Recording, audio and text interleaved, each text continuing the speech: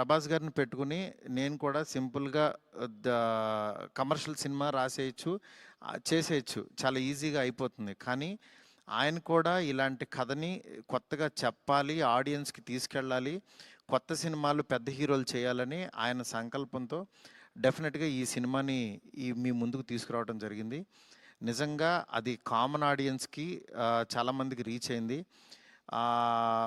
Next result అనేది వెంటనే ఇప్పుడే 1 డేలోనే డిసైడ్ అయ్యి, ఒక షోలోనే డిసైడ్ అయ్యి అనేసుకోవటం కరెక్ట్ కాదు. ఎందుకంటే ఇప్పుడు పండగుంది, అన్ని సినిమాలు చూస్తున్నారు.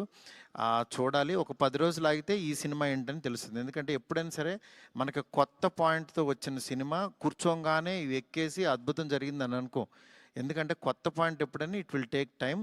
డెఫినెట్‌గా ఇందులో ఉన్న కొత్త పాయింట్‌లో ఉన్న చిన్న చిన్న మంచి మంచి పాయింట్స్ మాత్రం డెఫినెట్‌గా వీటిల గురించి మాట్లాడుతున్నారు.